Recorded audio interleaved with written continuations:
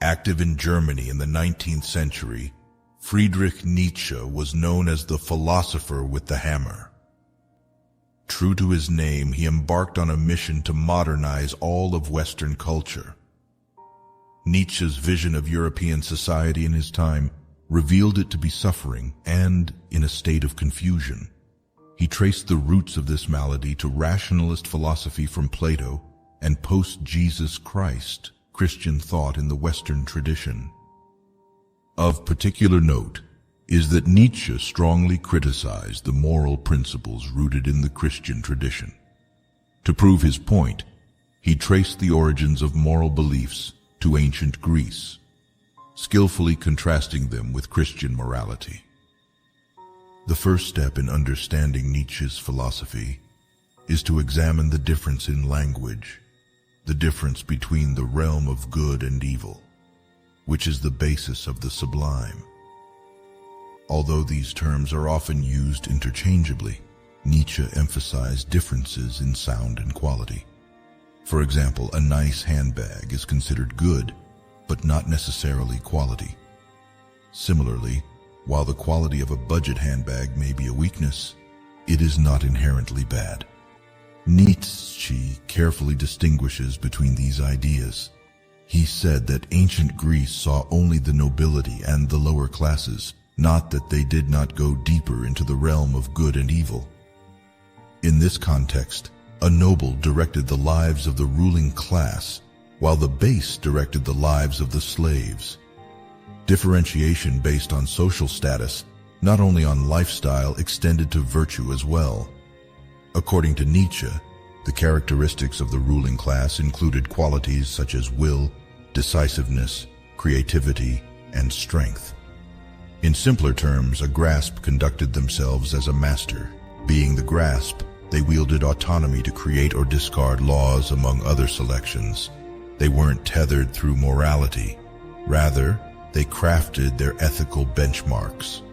According to Nietzsche, the grasp's ethics were characterized with the aid of sturdy health and virtuousness.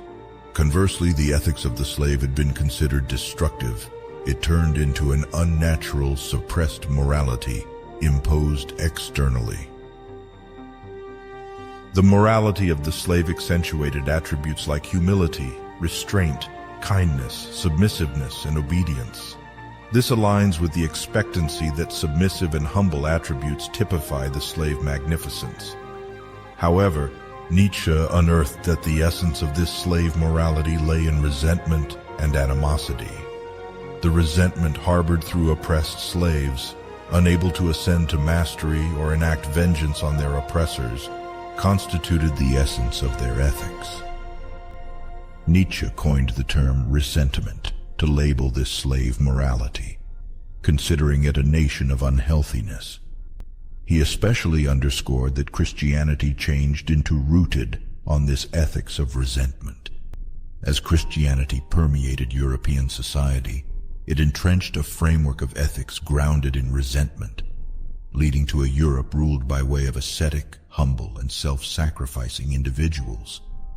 According to Nietzsche, the distinctive feature of the master is based on a limitless affirmation of oneself, fostering a healthy morality. In comparison, the distinctive feature of the slave stems from resentment towards others, yielding a morally sick state. The question arises, what constitutes the remedy? To restore humanity's well-being, what movements ought to be taken?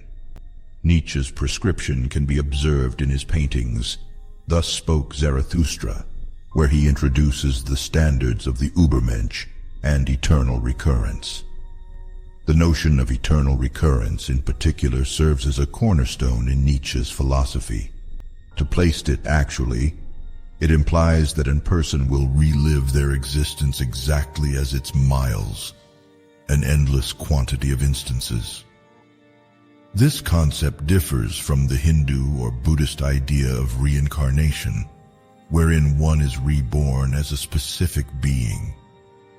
With eternal recurrence, an individual re-reports their existence in its entirety, down to each minute detail. Once repelled, One should go beyond nihilism and profoundly rework their life. Rather than sacrificing the present second for distant, unsure goals, they have to create the maximum meaningful and precious reports within the everlasting now.